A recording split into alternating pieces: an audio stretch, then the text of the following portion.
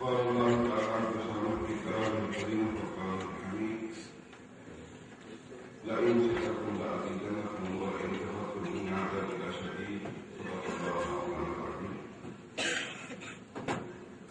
وصدق رسوله النبي الكريم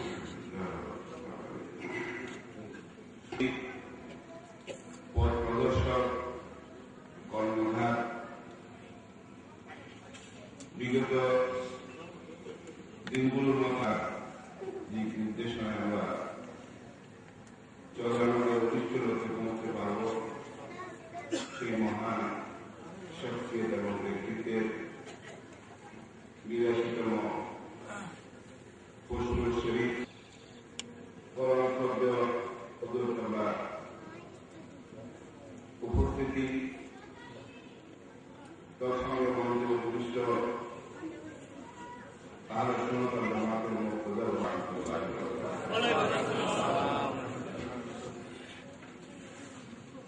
আজকে আমরা অত্যন্ত ভাগ্যবান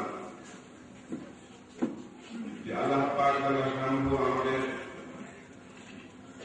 আমাদেরকে যে মহান নিয়ামত দিয়েছেন সেই নিয়ামতের শুকরিয়া আদায় করার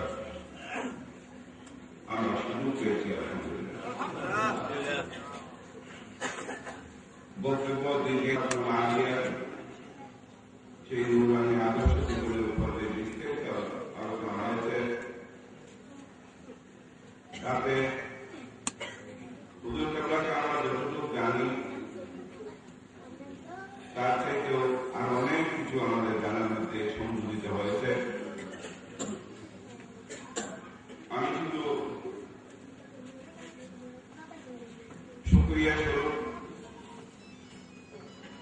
দুটি কথা বলে আমার বক্তব্য শেষ করছি।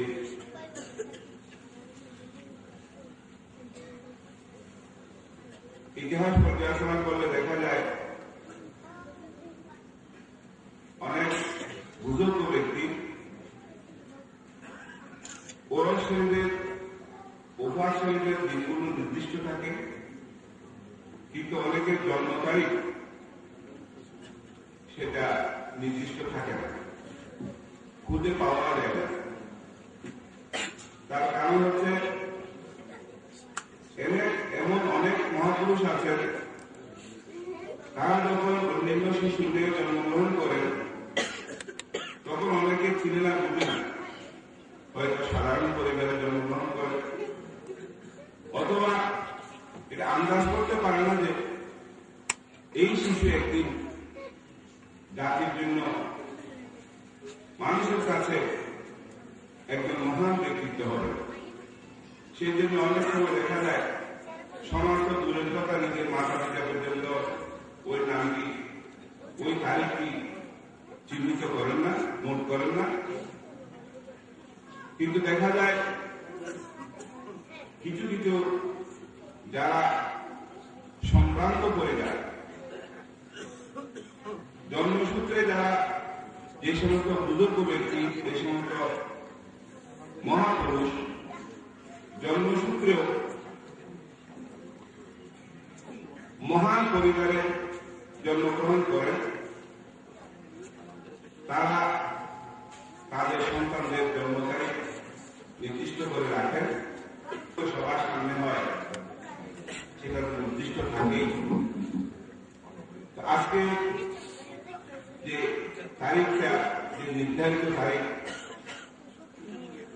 আমরা হুজুর কেবলার ফজলুল শরীফ পালন করার জন্য নির্দিষ্ট তারিখে সমবেত হয়েছি, এটাও একথা প্রমাণ যে এই মহান ব্যক্তি পারিবারিক সূত্র একটি মহান পরিবারেরই সন্তান।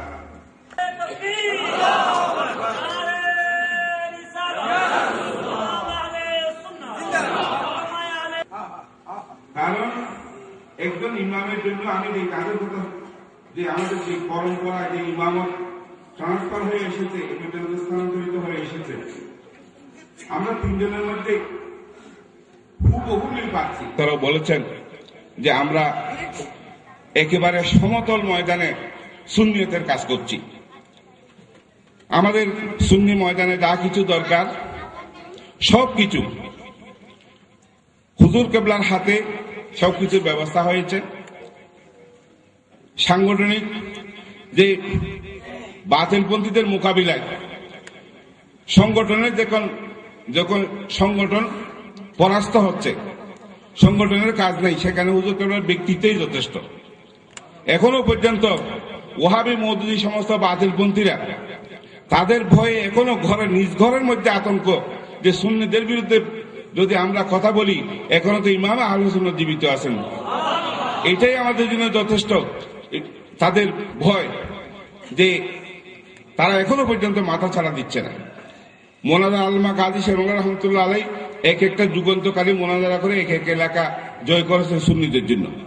আর এখন তো ভয়ে ইমাম আহলে সুন্নাতের উপস্থিতির কারণে আজকে বাতিলপন্থীরা মোনাজারায় আসে না। মোনাজারা করা বাদ দিয়ে দিয়েছে। আমার মনে হয় তারা সিদ্ধান্ত নিয়েছে মোনাজারায় যাইরা করেছে আগামীতে যাতে তারা সেই ভুল না করে, সেই জন্য তারা মনে হয় এটা সিদ্ধান্ত নিয়ে নিয়েছে। তো আমাদের যে এই ময়দানকে সমতল করার জন্য, সুগম করার জন্য যা কিছু প্রয়োজন আমাদের ইমামে আহলে সুন্নাত সেগুলোর ব্যবস্থা করেছেন। ছাত্র সেনার প্রয়োজন ছিল, ছাত্র সেনা করে দিয়েছেন। এরপরে সুন্নিদের আলে এখনো এগিয়ে আসতে চায় না। সুতরাং সেই মন মানসিকতা পরিবর্তনের জন্য আমাদের প্রয়োজন, সেই প্রয়োজন যাতে আমরা পূরণ করতে পারি। আল্লাহ পাক আমাদেরকে সেই তৌফিক দান করুন, আমিন। তো যাই হোক, আমি আমার বক্তব্যকে আর দীর্ঘায়িত করছি না। আজকের যে মহান বুজুর্গ আমাদের ইমাম আহলে সুন্নাত, তিনি শুধু সাংগঠনিক ব্যক্তিত্ব নন, যে বেলায়েতের ময়দানে, এলেমের ময়দানে যে কত উচ্চ পর্যায়ের, রুহানিয়তের ময়দানে যে কত উচ্চ পর্যায়ের, সেটা কম বেশি সবাই জানেন। আমি নিজেও ভুক্তভোগী। আমি গতবারও ওনার 2টি কারামত বর্ণনা করেছিলাম। তো এইভাবে দেখবেন যে আমাদের নেতৃত্ব দেওয়ার জন্য অন্যতম প্রয়োজন হচ্ছে রুহানি শক্তি। অনেক সময় দেখা যায় যেখানে সাংগঠনিক ক্ষমতা চলে না, যেখানে রাজকীয় ক্ষমতা পর্যন্ত চলে না, সেখানে রুহানি শক্তি, সেখানে বেলায়েতি শক্তি কাজ করে। আলহামদুলিল্লাহ আমাদের ইমাম আহলে সুন্নাতের সেই পথটি বেলায়েতেরও শক্তিতে সমৃদ্ধ, আলহামদুলিল্লাহ। তো আমরা চাচ্ছি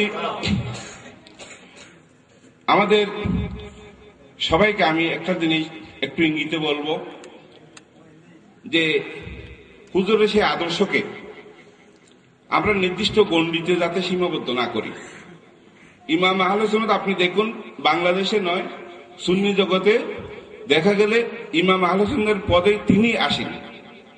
এই পদবীর ব্যাপকতা যাতে সবাই গ্রহণ করতে পারে,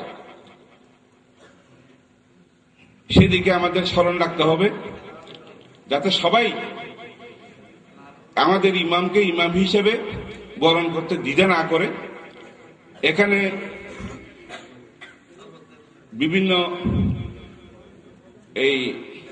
বিভিন্নভাবে বক্তৃতার মাধ্যমে, কাজের মাধ্যমে যাতে তার আদর্শ আমরা আমাদের কথাবার্তায়, আমাদের কাজে যাতে আমরা সীমাবদ্ধ গণ্ডিতে না আনি, সেদিকে আমাদের স্মরণ রাখতে হবে। ইমাম আহলে সুন্নাতের এই পথটা এখন এই যুগে একমাত্র তাঁরই হাতে ন্যস্ত, এবং এইটা যাতে সবাই বুঝতে পারে এবং সবাই সেটা নির্দ্বিধায় মেনে নিতে পারে, আমাদেরকে সেদিকে অগ্রসর হতে হবে। তো যাই হোক, আমি আমার বক্তব্যকে আর দীর্ঘায়িত না করে আজকের এই 82তম প্রতিষ্ঠা জন্মবার্ষিকী খসরু শরীফ, আমি নির্দ্বিধায় বলতে পারি আজকে 82 বছর, অর্থাৎ আগামীকাল থেকে 83 বছরে তিনি পদার্পণ করছেন। 83 বছরের যে যখন থেকে তিনি মানে জন্ম থেকে এই পর্যন্ত এই মহান ব্যক্তিত্বের চরিত্রের মধ্যে, মহান ব্যক্তিত্বের জীবনের মধ্যে কোন ধরনের খামি, কোন ধরনের খুঁত কেউ বের করতে পারেনি, আলহামদুলিল্লাহ। এটা হচ্ছে এক মহান ওলির পরিচয় আমরা অনুসরণ করে যেতে পারি। আল্লাহ পাক সেই তৌফিক আমাদের দান করুন এবং এই নিয়ামতকে যাতে আল্লাহ পাক আরো বেশি স্থায়ী করেন, আল্লাহ পাকের দরবারে আমি সেই ফরিয়াদ জানিয়ে আমি আমার কথাবার্তায় কোনো ধরনের ভুল ত্রুটি থাকলে সেটার ক্ষমা চেয়ে আমার বক্তব্য শেষ করছি। আসসালামু আলাইকুম।